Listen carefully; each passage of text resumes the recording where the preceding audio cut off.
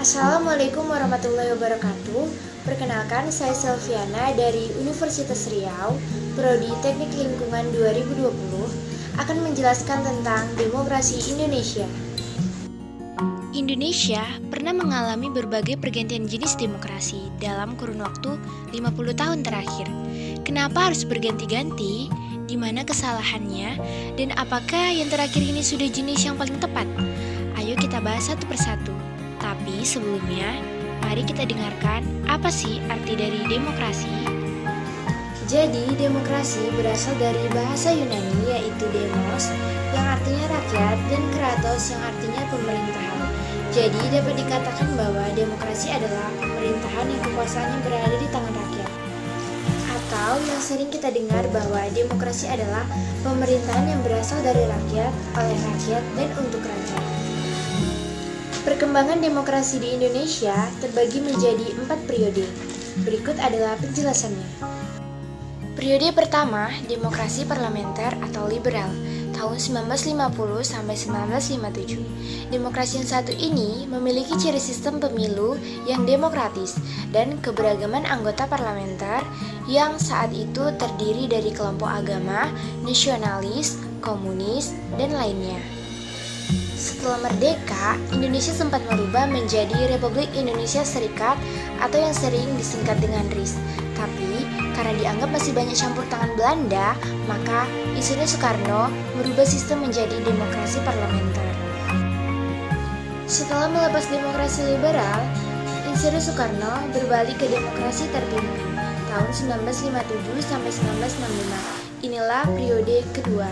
Undang-Undang 1950 disarankan untuk dicopot dan kembali ke Undang-Undang 1945. Soekarno berusaha menyeimbangkan antara tentara, kaum Islam, dan komunis, yang akhirnya disebut ideologi persatuan NASKOM atau nasionalis, agama, dan komunis.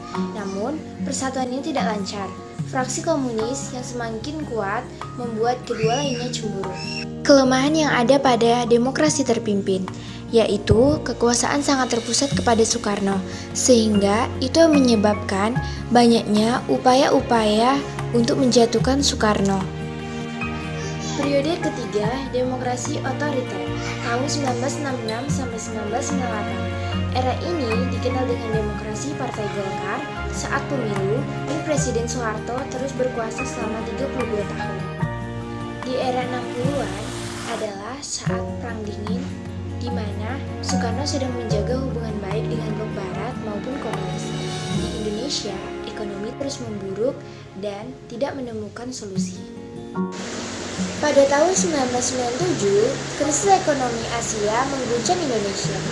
Atas dasar ini, pada tanggal 21 Mei 1998, Soeharto mengundurkan diri sebagai presiden dan digantikan oleh wapresnya yaitu B.J. Habibie.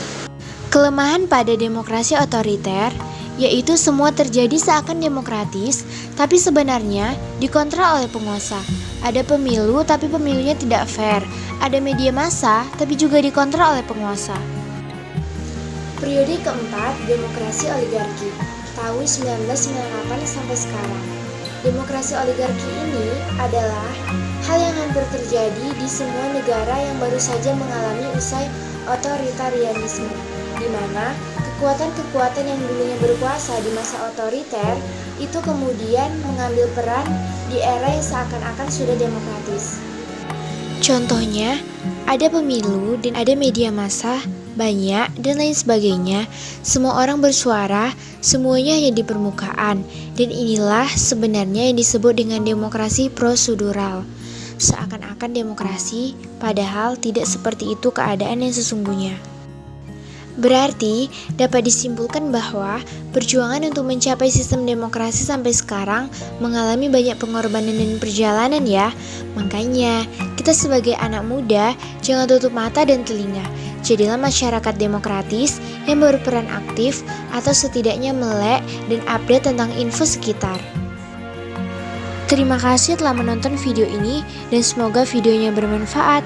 Wassalamualaikum warahmatullahi wabarakatuh.